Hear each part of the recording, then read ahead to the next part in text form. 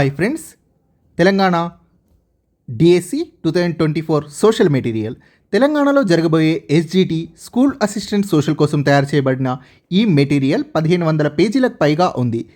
So ఈ material కావాలి అనుకుంటే డిస్క్రిప్షన్లో యాప్ ద్వారా పర్చేస్ చేయొచ్చు, లేదా నా మొబైల్ నెంబర్ కూడా మెన్షన్ చేశాను, కాల్ లేదా వాట్సాప్ చేసి కూడా తీసుకోవచ్చు. ఇది 150 రూపీస్, ప్రింట్ కూడా తీసుకోవచ్చు. So 10th class 3rd chapter ఉత్పత్తి ఉపాధి. భారతదేశ స్థూల దేశీయోత్పత్తి యొక్క పెరుగుదల 5 సంవత్సరాల కనిష్ట స్థాయికి పతనమైంది. ఇది చైనా కంటే వెనుకబాటుగా ఉంది. సో మే 31న ఈ సమాచారం విడుదలైంది. సో హిందూ పేపర్లో వచ్చిన ఆర్టికల్ని టెక్స్ట్ బుక్లో బాక్స్ ఐటమ్గా ఇచ్చారు. వ్యవసాయ మరియు ఉత్పాదక రంగాల్లో తగిన స్థాయిల్లో ఉత్పత్తి లేకపోవడం వల్ల జనవరి మార్చి 2018-19 నాటికి భారతదేశ ఆర్థిక వృద్ధి రేటు 5.8% తగ్గిపోయింది. 2014-15 నుండి స్థూల దేశీయోత్పత్తి యొక్క పెరుగుదల బాగా తగ్గింది. జీడిపి పెరుగుదల 2013-14లో జీడిపి 6.4%. సో 2013 నుంచి 13-14 నుండి 18-19 5 సంవత్సరాల కనిష్ట స్థాయికి 5.8% పతనం అయింది. ఇది చైనా కంటే వెనుకబడింది. ఆర్థిక వ్యవస్థలోని రంగాల్ని ప్రధానంగా 3 రంగాలుగా విభజిస్తారు. ప్రాథమిక లేదా వ్యవసాయ రంగం, ద్వితీయ లేదా పారిశ్రామిక రంగం, తృతీయ లేదా సేవా రంగం. ప్రాథమిక రంగంలో వ్యవసాయం, మత్స్య పరిశ్రమ, అటవీ, గనులకు సంబంధించిన పనులు వస్తాయి. సో మత్స్య పరిశ్రమ ఇది ద్వితీయ రంగం కాదు. సో పరిశ్రమ ఉంది అని ద్వితీయ రంగం కాదు, ఇది మత్స్య పరిశ్రమ పారిశ్రామిక రంగం కిందికి వస్తుంది. సో అందుకే హైలైట్ చేశాను. ద్వితీయ రంగం యంత్రాలు, పరికరాలు ఉపయోగించి వస్తువుల్ని ఉత్పత్తి చేయడం, ఇతర పరిశ్రమలు, ఇవి ద్వితీయ రంగం కిందికి వస్తాయి. తృతీయ రంగం వస్తువుల్ని నేరుగా తయారు చేయరు, వస్తువుల ఉత్పత్తికి ప్రజలకు అవసరమైన సేవల్ని అందిస్తారు. సో 3 రంగాలు, సేమ్ ఇన్ఫర్మేషన్. మొదటి రంగం ఉత్పత్తి ప్రక్రియలో ప్రకృతి ప్రధాన పాత్ర వహించే వ్యవసాయం, మత్స్య పరిశ్రమ, అటవీ గనులకు సంబంధించిన పనులు ప్రాథమిక లేదా వ్యవసాయ రంగంలో ఉంటాయి. ద్వితీయ లేదా పారిశ్రామిక రంగంలో యంత్రాలు, పరికరాలు ఉపయోగించి వస్తూత్పత్తి చేయడం, ఇతర పరిశ్రమలు. మరియు తృతీయ లేదా సేవా రంగం వస్తువుల్ని నేరుగా తయారు చేయకుండా వస్తువుల ఉత్పత్తికి ప్రజలకు అవసరమైన సేవలను అందించే కార్యకలాపాలు. వృత్తి వర్గీకరణ టెక్స్ట్ బుక్లో ఇచ్చిన ఎక్సర్సైజ్ ఇది. బట్టలు కుట్టేవారు తృతీయ లేదా సేవా రంగం కిందికి వస్తారు. బుట్టలు అల్లేవారు అంటే బుట్టలు తయారు చేసేవారు ద్వితీయ లేదా పారిశ్రామిక రంగం. పూల సాగు చేసేవారు ప్రాథమిక లేదా వ్యవసాయ రంగం. పాలు అమ్మేవారు ప్రాథమిక లేదా వ్యవసాయ రంగం. చేపలు పట్టేవారు ప్రాథమిక లేదా వ్యవసాయ రంగం. మత బోధకులు లేదా పూజారులు తృతీయ లేదా సేవా రంగం. ఉత్తరాలు బట్వాడా చేసే కొరియర్, ఇది తృతీయ లేదా సేవా రంగం కిందికి వస్తుంది ఈ సర్వీస్. అగ్గిపెట్టెల కర్మాగారంలో పనిచేసేవారు ద్వితీయ రంగం లేదా పారిశ్రామిక రంగం. వడ్డీ వ్యాపారి తృతీయ లేదా సేవా రంగం. తోటమాలి ప్రాథమిక లేదా వ్యవసాయ రంగం. కుండలు తయారు చేసేవారు ద్వితీయ లేదా పారిశ్రామిక రంగం.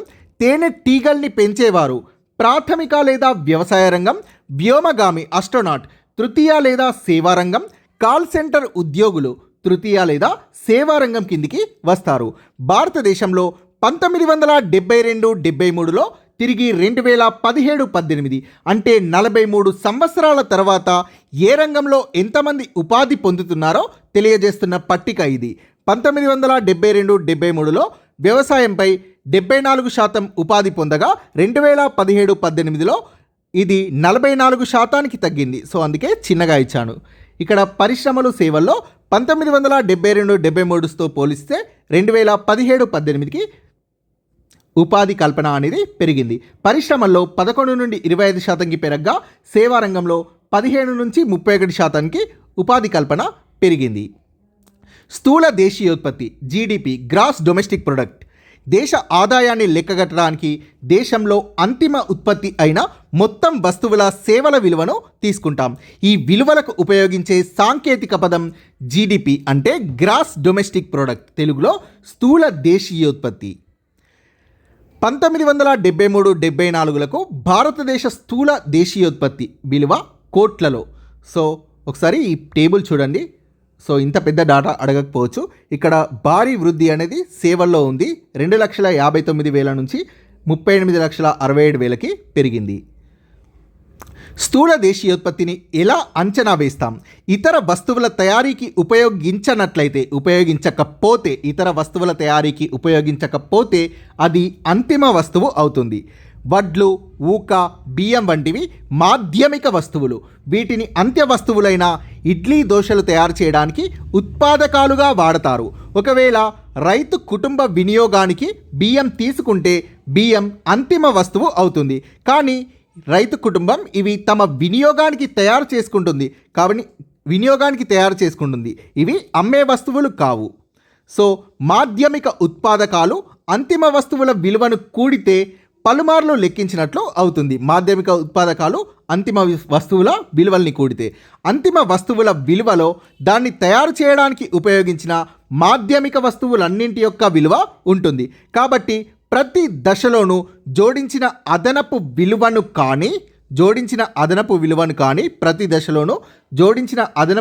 కానీ లేదా అంతిమ వస్తు సేవల విలువ కానీ తీసుకోవాలి. ఒక సంవత్సరంలో ఒక రంగంలో ఉత్పత్తి చేసిన అంతిమ వస్తువుల లేదా అంతిమ సేవల విలువ ఆ సంవత్సరానికి ఆ రంగంలోని మొత్తం ఉత్పత్తిని సూచిస్తుంది. 3 రంగాలైన ప్రాథమిక, ద్వితీయ, తృతీయ రంగాల ఉత్పత్తిని కలిపితే దేశ స్థూల దేశీయోత్పత్తి జీడిపి వస్తుంది. ప్రాథమిక రంగమైన వ్యవసాయ రంగం, ద్వితీయ రంగమైన పారిశ్రామిక రంగం, తృతీయ రంగమైన సేవా రంగంలోని వాటి ఉత్పత్తిని కలిపితే స్థూల దేశీయోత్పత్తి లేదా జీడిపి వస్తుంది. ఒక దేశంలో ఒక సంవత్సరంలో ఉత్పత్తి చేసిన అన్ని అంతిమ వస్తువుల సేవల విలువను ఇది తెలియజేస్తుంది. ప్రతి దశలోనూ జోడించబడ్డ అదనపు విలువను మాత్రమే తీసుకోవడం మరొక పద్ధతి. దీనికి వస్తువుల అమ్మకం విలువలో అంతకుముందు వేరే వ్యక్తి ఉత్పత్తి చేసిన భౌతిక ఉత్పాదకాల విలువను తీసేయాలి. డాక్టర్లు, ఉపాధ్యాయులు, లాయర్లు, బ్యాంక్ ఉద్యోగులు, ఐటీ రంగాల వారు సేవలను అందిస్తున్నారు. కానీ వాళ్ళు ఎలాంటి భౌతిక వస్తువుల్ని ఉత్పత్తి చేయరు.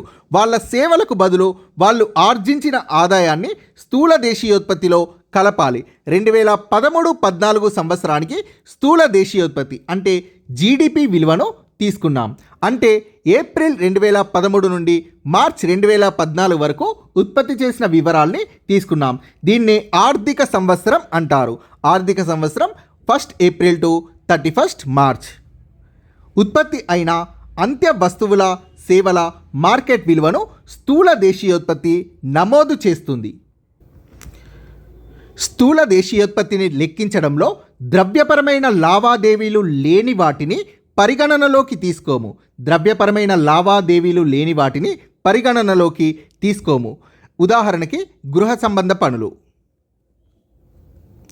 ఇవి ఆర్థిక వ్యవస్థలో చాలా ముఖ్యమైనవి. గృహ సంబంధ పనులు భారతదేశంలోనే కాకుండా ప్రపంచవ్యాప్తంగా మహిళలు చేసే పనులకు నేటికి ద్రవ్యపరమైన చెల్లింపులు చేయడం లేదు. స్థూల దేశీయోత్పత్తి విలువను ఎలా లెక్కిస్తారంటే స్థూల దేశీయోత్పత్తి పెరుగుదల రేటుని ప్రస్తుత స్థూల దేశీయోత్పత్తి మైనస్ గత సంవత్సరపు స్థూల దేశీయోత్పత్తి డివైడెడ్ బై గత సంవత్సరపు స్థూల దేశీయోత్పత్తి అనే ఫార్ములాని ఉపయోగించి స్థూల దేశీయోత్పత్తి యొక్క పెరుగుదల రేటుని లెక్కిస్తాం. సో స్థూల దేశీయోత్పత్తి పెరుగుదల రేటు 2010-11లో 9.32% ఉండగా 2011-12లో 6.29%, 2012-13లో 4.89% ఉంది. సో ఇక్కడ ఇచ్చిన ఫార్ములా ప్రకారం ప్రస్తుత స్థూల దేశీయోత్పత్తి మైనస్ గత సంవత్సరపు స్థూల దేశీయోత్పత్తి డివైడెడ్ బై గత సంవత్సరపు స్థూల దేశీయోత్పత్తి. రంగాల ప్రాముఖ్యతలో మార్పు, ఉత్పత్తి చేసిన వస్తువులు, సేవల విలువ, ఉపాధి. ప్రస్తుతం అభివృద్ధి చెందినవిగా పరిగణింపబడుతున్న దేశాల అభివృద్ధి తొలి దశల్లో వ్యవసాయం, దాని అనుబంధ రంగాలు వాటి యొక్క జీడిపి పెరుగుదలకు అధికంగా దోహదం చేశాయి. అభివృద్ధి చెందినవిగా పరిగణింపబడుతున్న దేశాల యొక్క అభివృద్ధి తొలి దశల్లో వ్యవసాయం, దాని అనుబంధ రంగాలు వాటి స్థూల దేశీయోత్పత్తి పెరుగుదలకు అధికంగా దోహదం చేశాయి. సాగు పద్ధతులు మారుతూ వ్యవసాయం వృద్ధి చెందడంతో మునుపటి కంటే ఎక్కువ ఆహారం ఉత్పత్తి అవుతోంది. చాలామందికి వ్యవసాయం అనుబంధ రంగాల్లోనే ఉపాధి లభించేది. కర్మాగారాలు విస్తరించడం వల్ల ఇంతకు ముందు వ్యవసాయ క్షేత్రాల్లో పనిచేసిన వాళ్ళు ఇప్పుడు పెద్ద సంఖ్యలో కర్మాగారాల్లో పనిచేస్తున్నారు. కర్మాగారాల్లో చవక ధరలకు పెద్ద ఎత్తున వస్తువులు ఉత్పత్తి కావడంతో ఇవి ప్రపంచవ్యాప్తంగా అన్ని మార్కెట్లకు చేరాయి. ఈ దేశాల్లో మొత్తం ఉత్పత్తి చేసే వస్తువులు, సేవల దృష్ట్యా కల్పించిన ఉపాధి దృష్ట్యా పారిశ్రామిక ఉత్పత్తి ప్రాముఖ్యతను సంతరించుకుంది. కాలక్రమేణా పరిస్థితులు మారి రంగాల యొక్క ప్రాముఖ్యత మారింది. పారిశ్రామిక రంగం అనేది ప్రధాన రంగం అయింది. ఉత్పత్తి, ఉపాధుల దృష్ట్యా వ్యవసాయ రంగం క్షీణించింది. గత 50 సంవత్సరాల్లో అభివృద్ధి చెందిన దేశాల్లో పారిశ్రామిక రంగం నుండి సేవల రంగానికి ప్రాధాన్యత మారుతోంది. మొత్తం ఉత్పత్తిలో సేవా రంగం ప్రముఖ స్థానంలో ఉంది. పనిచేసే వాళ్ళలో కూడా ఇప్పుడు ఎక్కువ మంది సేవల రంగంలో ఉపాధి పొందుతున్నారు. ఉత్పాదక కార్యకలాపాల్లో అధిక భాగం ఇప్పుడు వస్తువుల ఉత్పత్తి కాకుండా సేవలు అందించడంలో ఉన్నాయి. అన్ని అభివృద్ధి చెందిన దేశాల్లో ఇదే తీరు కనబడుతోంది. స్థూల దేశీయోత్పత్తిలో వివిధ రంగాల వాటా 1973-74 మరియు 2015-16. సో జీడిపిలో వాటా వ్యవసాయం 43 నుండి 19కి తగ్గింది. పరిశ్రమలు 1973-74లో 22 ఉండగా 2015-16కు 28కి పెరిగింది. వ్యాపారం, హోటళ్ళు, రవాణా, ప్రసారాలు 15 నుండి 19కి పెరిగింది. ఆర్థిక బీమా, స్థిరాస్తి అనేది 8 నుండి 22కి పెరిగింది. సో ఇవన్నీ కూడా పర్సెంటేజెస్. ప్రజా సామాజిక వ్యక్తిగత సేవలు 12% నుండి సేమ్ అలానే ఉన్నాయి. ఎలాంటి చేంజ్ లేదు. సో ఈ 2 ఇయర్స్ కంపారిజన్ 1973-74 మరియు 2015-16కి కంపేర్ చేస్తే 1973-74, 2015-16 ఆర్థిక సంవత్సరాల్లో స్థూల దేశీయోత్పత్తిలో వివిధ రంగాల వాటాను ఇవి తెలియజేస్తాయి. వ్యవసాయం, పరిశ్రమలు, సేవలు అనే 3 రంగాల ఉత్పత్తి కలిపితే స్థూల దేశీయోత్పత్తి వస్తుంది. సేవల్లో తిరిగి 3 రకాలున్నాయి. ప్రజా సామాజిక వ్యక్తిగత సేవలు. ఇందులో ప్రభుత్వ పాలనా యంత్రాంగం, దేశ రక్షణ, విద్య, వైద్యం, పశు వైద్య కార్యకలాపాలు, ప్రసార మాధ్యమాలు, గ్రంథాలయాలు, పురాతన దస్తావేజుల నిర్వహణ, మ్యూజియం, ఇతర సాంస్కృతిక కార్యకలాపాలు వంటివి ప్రజా సామాజిక వ్యక్తిగత సేవల్లోకి వస్తాయి. ఆర్థిక, బీమా, స్థిరాస్తి సేవల్లో బ్యాంకులు, పోస్టాఫీస్ పొదుపు ఖాతాలు, బ్యాంకులు కాని ఆర్థిక కంపెనీ, జీవిత బీమా, సాధారణ బీమా సంస్థలు, భవన విక్రయ కంపెనీలు, దళారుల సేవల వంటివి ఆర్థిక, బీమా, స్థిరాస్తి సేవల్లోకి వస్తాయి. వ్యాపారం, హోటళ్ళు, రవాణా, ప్రసారాల్లోకి రైల్వేలు, ఓడరేవులు, విమానయానం, వ్యాపారాలు, వాణిజ్యం, అన్ని రకాల హోటళ్ళు, ఇంటర్నెట్ వంటివి వస్తాయి. వ్యాపారం, హోటళ్ళు, రవాణా, ప్రసారాల విభాగంలోకి 43 సంవత్సరాల కాలంలో వ్యవసాయం రంగం వాటా గణనీయంగా క్షీణించింది. స్థూల దేశీయోత్పత్తిలో పారిశ్రామిక రంగం ఉత్పత్తి వాటా కొంచెం పెరిగింది. ఇందుకు విరుద్ధంగా సేవా కార్యకలాపాల్లోని 3/2 రంగాల్లో గణనీయమైన వృద్ధి ఉంది. ఉపాధి, భారతదేశంలోని పని పరిస్థితులు. ఒక దేశంలో పనిచేస్తున్న వాళ్ళ మొత్తం సంఖ్యకు ఆ దేశ స్థూల దేశీయోత్పత్తికి మధ్య దగ్గర సంబంధం ఉంది. ప్రతి దేశంలోనూ జనాభా పెరుగుతున్న కొద్దీ పని కోరుకుంటున్న వాళ్ళకి పని చూపించాల్సిన అవసరం ఉంది. 2011 జనాభా లెక్కల ప్రకారం 121 కోట్ల జనాభాలో 46 కోట్ల మంది పనిచేస్తున్నవారు, అంటే ఉత్పాదక కార్యకలాపాల్లో భాగస్వాములైన ప్రజలు 46 కోట్ల మంది ఉన్నారు. 2011 జనాభా లెక్కల ప్రకారం 121 కోట్ల జనాభాలో.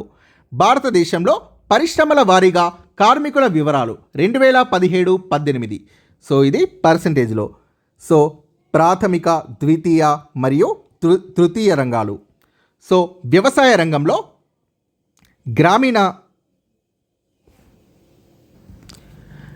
గ్రామాల్లో 59.8% వ్యవసాయ రంగాల్లో ఉండగా పట్టణాల్లో 6.6% మంది ఉన్నారు.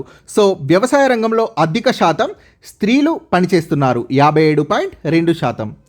సో ఇది మొత్తం కార్మికులు. సో ఒకసారి చూసుకోండి. వ్యవసాయ రంగంలో స్త్రీలు అత్యధికంగా పనిచేస్తున్నారు. పారిశ్రామిక రంగం మరియు సేవల్లో పురుషులు అధికంగా పనిచేస్తున్నారు. సో ఈ డాటా చూసుకోండి ఫ్రెండ్స్. వ్యవసాయ రంగం గ్రామాల్లో వ్యవసాయ రంగంలో అధిక శాతం పనిచేస్తుండగా పట్టణాల్లో పారిశ్రామిక మరియు సేవా రంగాల్లో అధిక శాతం పనిచేస్తున్నారు. భారతదేశంలో స్థూల దేశీయోత్పత్తిలోని వివిధ రంగాల వాటాలో మార్పు వచ్చినంతగా ఉపాధిలో మార్పు రాలేదు. 1973-74, 2017-18లలో 3 రంగాల్లో ఉపాధి వాటాలు. సో వ్యవసాయ రంగం 1973-74లో 74% ఉండగా 2017-18లో 44%కి తగ్గింది. అలానే పరిశ్రమల్లో 11% నుండి 25%కి పెరిగింది. సేవల్లో 15 నుండి 31%కి పెరిగింది. ఇప్పటికీ వ్యవసాయమే ప్రధాన ఉపాధి రంగంగా ఉంది. వ్యవసాయంలో ఉపాధి వాటా తగ్గకపోవడానికి కారణం పారిశ్రామిక సేవా రంగాల్లో తగినంత ఉపాధి కల్పించబడకపోవడం. దేశంలోని కార్మికుల్లో సగం మంది వ్యవసాయ రంగంలో ఉండి 1/6 ఉత్పత్తికి మాత్రమే దోహదం చేస్తున్నారు. 1/6 ఉత్పత్తికి మాత్రమే, అంటే 1/6 ఉత్పత్తికి మాత్రమే దోహదం చేస్తున్నారు. సో సగం మంది వ్యవసాయ రంగంలో ఉండి, దీనికి విరుద్ధంగా స్థూల దేశీయోత్పత్తిలో 75% వాటా ఉన్న పారిశ్రామిక సేవా రంగాలు మొత్తం కార్మికుల్లో దాదాపు సగానికి మాత్రమే ఉపాధి కల్పిస్తున్నాయి. స్థూల దేశీయోత్పత్తిలో 75% వాటా ఉన్న పారిశ్రామిక సేవా రంగాలు మొత్తం కార్మికుల్లో దాదాపు సగానికి మాత్రమే ఉపాధి కల్పిస్తున్నాయి. వ్యవసాయంలో అవసరమైన దానికంటే ఎక్కువ మంది ఉన్నారు. వ్యవసాయ రంగంలో వ్యవసాయం నుండి కొంతమంది తరలిపోయినా ఉత్పత్తి అనేది ప్రభావితం కాదు. ఇలా వ్యవసాయ రంగంలో అవసరమైన దానికంటే ఎక్కువ మంది పనిచేయడాన్ని ప్రచ్ఛన్న నిరుద్యోగం అంటారు. ప్రచ్ఛన్న నిరుద్యోగం, అవసరమైన దానికంటే ఎక్కువ మంది పనిచేయడాన్ని. ఇది వ్యవసాయ రంగంలో ఉంటుంది. అల్ప ఉపాధి అంటే అందరూ పనిచేస్తున్నట్లు ఉన్నా కానీ ఎవ్వరికీ కూడా తమ పూర్తి సామర్థ్యానికి తగినట్టుగా పని ఉండకపోవడం. దీన్నే అల్ప ఉపాధి అంటారు. పని లేక నిరుద్యోగిగా ఉంటే అది కనబడుతుంది, కానీ ఈ రకమైన అల్ప ఉపాధి ఎవ్వరికీ కనబడదు. వ్యవసాయ రంగం నుండి చాలామంది వెళ్ళిపోయి వేరే రంగాల్లో పనిచేసినప్పటికీ వ్యవసాయ ఉత్పత్తి అనేది తగ్గదు. సో రంగం, ఉపాధి మరియు స్థూల దేశీయోత్పత్తి. సో టెక్స్ట్ బుక్లో ఉపాధి అనేది 2017-18 గ్రాఫ్ ఇచ్చారు. స్థూల దేశీయోత్పత్తి 2015-16 గ్రాఫ్ ఇచ్చారు. సో ఒకసారి చూసుకోండి. వ్యవసాయం అనేది సో ఇది ఈ 2 సంవత్సరాలు 73-74, 17-18. సో ఇలా కంపారిజన్. వ్యవసాయంలో ఉపాధి 74 నుంచి 44%కి తగ్గగా పరిశ్రమల్లో 11 నుంచి 25%కి తగ్గింది. 11 నుంచి 25%కి పెరిగింది. సేవల్లో 15 నుంచి 31%కి తగ్గింది. ఇది ఉపాధికి సంబంధించి. జీడిపి వ్యవసాయం 43% నుంచి 19%కి తగ్గింది. పరిశ్రమల్లో జీడిపి అనేది 22 నుంచి 28%కి పెరిగింది. సేవా రంగంలో 35% నుంచి 53%కి పెరిగింది. సో ఈ టేబుల్ చాలా చాలా ఇంపార్టెంట్. సేవారంగం అభివృద్ధి చెందిన ఆ రంగంలో అన్ని కార్యకలాపాలు సమానంగా పెరగడం లేదు. భారత్లో సేవా రంగంలో అనేక రకాల వ్యక్తులు ఉపాధి పొందుతున్నారు. సేవా రంగంలో ఒక భాగానికి మాత్రమే ప్రాధాన్యత పెరుగుతోంది. భారతదేశంలో వ్యవస్థీకృత, అవ్యవస్థీకృత రంగాల్లో ఉపాధి 92% కార్మికులు అవ్యవస్థీకృత రంగంలో పనిచేస్తుండగా కేవలం 8% మంది మాత్రమే వ్యవస్థీకృత రంగంలో పనిచేస్తున్నారు. సో వ్యవస్థీకృత రంగంలో 8%, అవ్యవస్థీకృత రంగంలో 92%. వ్యవస్థీకృత రంగం ఉపాధి షరతులు ఉండి నమ్మకంగా పని ఉండే ప్రదేశాలు లేదా వ్యాపారాల్ని వ్యవస్థీకృత రంగంగా వ్యవహరిస్తారు. ఇవి ప్రభుత్వం వద్ద నమోదు చేసుకుని ఉంటాయి. కర్మాగారాల చట్టం, కనీస వేతన చట్టం, దుకాణాలు, సంస్థల చట్టం వంటి వాటిల్లో ఉన్న ప్రభుత్వ నియమ నిబంధనల్ని వ్యవస్థీకృత రంగం అనుసరిస్తుంది. కొన్ని క్రమబద్ధ ప్రక్రియలు, విధానాలు ఉండడం వల్ల కూడా వీటిని వ్యవస్థీకృత రంగం అంటారు. వ్యవస్థీకృత రంగంలోని కార్మికులకు ఉద్యోగ భద్రత ఉంటుంది. వీరు రోజులో నిర్ధారిత గంటలు మాత్రమే పనిచేయాల్సి ఉంటుంది. అంతకంటే ఎక్కువ పనిచేస్తే యజమాని అదనపు వేతనం చెల్లించాలి. జీతంతో కూడిన సెలవు, సెలవుల్లో వేతనం, భవిష్య నిధి వంటి అనేక ఇతర ప్రయోజనాలు వ్యవస్థీకృత రంగంలోని వాళ్లకు ఉంటాయి. వాళ్లకు వైద్య ప్రయోజనాలు కూడా అందించాలి. చట్టం ప్రకారం యజమానులు భద్రతతో కూడిన పని వాతావరణం, తాగునీరు వంటి సదుపాయాల్ని కల్పించాలి. ఈ కార్మికులు పదవీ విరమణ పొందిన తర్వాత పింఛన్ కూడా పొందుతారు. ప్రభుత్వం, కంపెనీలు, పెద్ద సంస్థల్లో పనిచేసే వాళ్ళు వ్యవస్థీకృత రంగంలోకి వస్తారు. అవ్యవస్థీకృత రంగంలో చిన్న చిన్న సంస్థలు కూడా ఉంటాయి. ఇవి సాధారణంగా ప్రభుత్వ నియంత్రణలో ఉండవు. నియమ నిబంధనలున్నా వాటిని అనుసరించేలా చూసేవారు కూడా ఉండరు. ఉద్యోగులకు జీతం తక్కువ, భద్రత కూడా ఉండదు. ఎక్కువ పనికి ఎక్కువ వేతనం, ఆర్జిత సెలవులు, అనారోగ్యమప్పుడు సెలవులు వంటివి కూడా ఉండవు. ఏ కారణం లేకుండా ఉద్యోగస్తుల్ని మానుకోమనవచ్చు. పని తక్కువగా ఉండే కొన్ని కాలాల్లో కొంతమందిని పని మానిపించవచ్చు. ఇది మార్కెట్, ఉపాధి కల్పిస్తున్న వాళ్ళ మానసిక స్థాయిపై చాలా ఆధారపడి ఉంటుంది. సేవా రంగంలో స్వయం ఉపాధి పొందుతున్న వాళ్ళు పెద్ద సంఖ్యలో ఉన్నారు. కార్మికుల్లో సగం శాతం స్వయం ఉపాధి పొందుతున్న వారే. వ్యవస్థీకృత రంగంలోని ఉద్యోగాల్ని అందరూ కోరుకుంటారు, కానీ ఈ రంగంలో ఉపాధి అవకాశాలు చాలా నిదానంగా పెరుగుతున్నాయి. వ్యవస్థీకృత రంగంలోని కార్మికుల ఉద్యోగాలు కూడా పోవడం జరుగుతుంది. ఫలితంగా వీళ్ళు కూడా తక్కువ వేతనానికి అవ్యవస్థీకృత రంగంలో పనిచేయాల్సి ఉంటుంది. అవ్యవస్థీకృత రంగంలోని కార్మికులకు రక్షణ, మద్దతు అవసరం. రక్షణ అవసరమైన అవ్యవస్థీకృత కార్మికులు గ్రామీణ ప్రాంతాల్లో భూమి లేని వ్యవసాయ కూలీలు, సన్నా చిన్నకారు రైతులు, కౌలుదారులు, చేనేత, కమ్మరం, వడ్రంగం, కంసాలి వంటి చేతి వృత్తుల వారికి రక్షణ అవసరం. వీరందరూ కూడా అవ్యవస్థీకృత కార్మికులు. భారతదేశంలోని గ్రామీణ ప్రాంతంలోని 80% కుటుంబాలు సన్న, చిన్నకారు రైతుల కిందికి వస్తాయి. అవ్యవస్థీకృత రంగంలోని కార్మికులు పట్టణ ప్రాంతాల్లో చిన్న తరహా పరిశ్రమలు, భవన నిర్మాణం, రవాణా వంటి వాటిలో రోజువారీ కూలీలు, బజార్లో అమ్మకాలు చేసేవారు, బరువులు మోసేవారు, చిత్తు కాగితాలు ఏరేవారు, బట్టలు కుట్టేవారు, వీరందరూ కూడా అవ్యవస్థీకృత రంగంలోని కార్మికులు. ముడి సరుకుల కొనుగోలుకు, ఉత్పత్తులు అమ్ముకోవడానికి చిన్న తరహా పరిశ్రమలకు కూడా ప్రభుత్వ మద్దతు కావాలి. షెడ్యూల్డ్ కులాలు, తెగలు, వెనుకబడ్డ తరగతులకు చెందిన అధిక శాతం కార్మికులు అవ్యవస్థీకృత రంగంలో ఉన్నారు. ఈ వర్గాలకు చెందిన మహిళల పరిస్థితి మరింత దారుణంగా ఉంటుంది. ఈ కార్మికులు సామాజిక వివక్షతకు కూడా లోనవుతారు. ఆర్థిక, సామాజిక అభివృద్ధికి అవ్యవస్థీకృత రంగ కార్మికులకు రక్షణ, మద్దతు అవసరం ఉంటుంది. అవ్యవస్థీకృత రంగం కూడా ఉత్పత్తికి దోహదం చేస్తుంది. 2004-05 సంవత్సరంలో మొత్తం కార్మికుల్లో 92% మంది అవ్యవస్థీకృత రంగంలో ఉండగా మొత్తం ఉత్పత్తిలో సగానికి దోహదం చేశారు. అవ్యవస్థీకృత రంగంలోని 92% మంది మొత్తం ఉత్పత్తిలో సగానికి దోహదం చేశారు. దీని అర్థం కేవలం 8% కార్మికులు భద్రతతో కూడిన మంచి ఉద్యోగం ఉండి మొత్తం వస్తువులు, సేవల్లో 50% ఉత్పత్తికి దోహదం చేశారు. 92% మంది అవ్యవస్థీకృత రంగంలో ఉన్నవారు మొత్తం ఉత్పత్తిలో సగానికి దోహదం చేయగా 8% కార్మికులు, వ్యవస్థీకృత రంగంలోని 8% కార్మికులు మిగిలిన 50% ఉత్పత్తికి దోహదం చేశారు. ఇలాంటి కంపెనీల ఉత్పత్తులు, సేవలకు మంచి మార్కెట్ ఉంది, కానీ చాలా కొద్ది మందికే మంచి జీతంతో కూడిన ఉపాధి కల్పిస్తున్నాయి. ఇది తీవ్ర అసమానతలతో ఉన్న పరిస్థితి. మిగిలిన వాళ్ళు తక్కువ వేతనంతో భద్రత లేని ఉద్యోగాలు చేస్తున్నారు, లేదా స్వయం ఉపాధిలో ఉన్నారు, లేదా నిరుద్యోగులుగా ఉన్నారు. వ్యవస్థీకృత, అవ్యవస్థీకృత రంగాల పాత్ర, వాటా మొత్తంలో శాతం. సో ఇంతకుముందు చూసిన పాయింటే, వ్యవస్థీకృత రంగంలో 8% మంది జీడిపిలో 50%కి కారణం కాగా ఉత్పత్తికి సహాయపడగా, అవ్యవస్థీకృత రంగంలోని 92% మంది మిగిలిన 50% జీడిపి పెరగడానికి దోహదపడ్డారు.